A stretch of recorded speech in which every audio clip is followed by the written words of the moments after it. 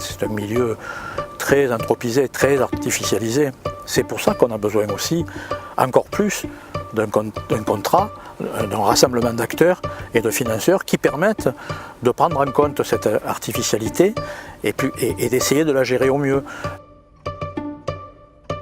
Je m'appelle Alain Dervieux, président du comité de Delta, administrateur du parc de Camargue.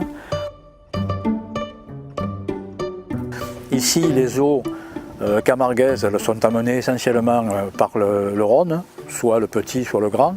Et on a des canaux de partout ici.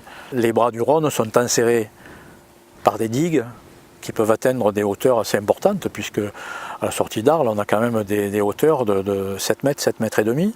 Plus la digue à la mer qui endigue donc le littoral entre l'embouchure du Grand Rhône et l'embouchure du Petit Rhône fait qu'il y a une artificialité qui est colossale dont on ne peut pas se débarrasser, en tout cas ici et maintenant ou demain, c'est pas possible.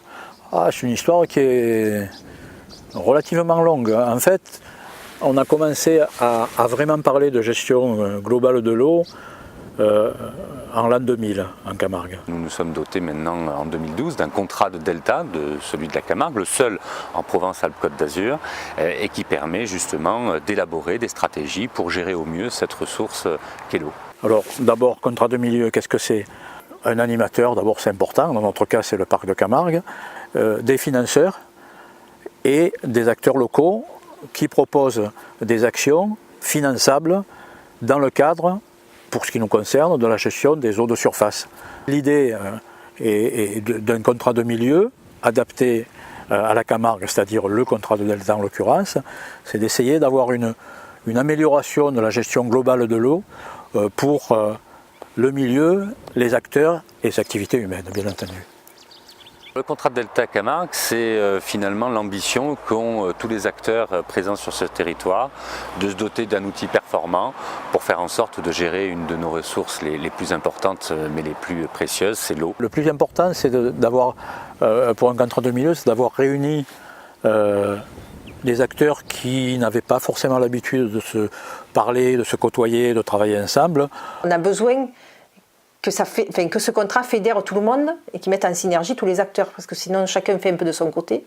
C'est l'enjeu numéro 1 d'un contrat de milieu, à savoir rassembler les acteurs. Pour qu'on puisse avancer, il faut que tous ces acteurs-là soient autour de la table, qu'il y ait une concertation et qu'il y ait quelqu'un qui le porte, ce projet, c'est-à-dire notamment le parc, pour qu'on puisse faire un lien entre tous ces gens. Ce n'est pas de faire que de la préservation de la nature ou que de la préservation des activités humaines, mais bien de voir comment ensemble peuvent durer, donc faire du développement durable entre activités humaines et protection, on va dire, pas de la nature mais de l'environnement. Pour le territoire, c'est quand même pas totalement négligeable, 22 millions d'euros. Mais ça ne revêt pas toutes les dimensions de la nécessité d'avoir une gestion globale de l'eau en Camargue. Et surtout une meilleure compréhension et une appropriation par de plus en plus d'acteurs à une échelle qui soit pertinente. Mais moi, ce que j'aimerais, c'est que tous les décideurs, tous, se rendent compte à quel point il est nécessaire d'avoir une gestion globale efficace de l'eau pour gérer les problèmes qui ont été évoqués déjà, c'est-à-dire la qualité de l'eau, c'en est un, mais aussi les quantités, en trop ou en moins, et qu'on arrive à avoir quelque chose d'un petit peu raisonnable. Ce n'est qu'une question d'accord d'homme et peut-être une question politique.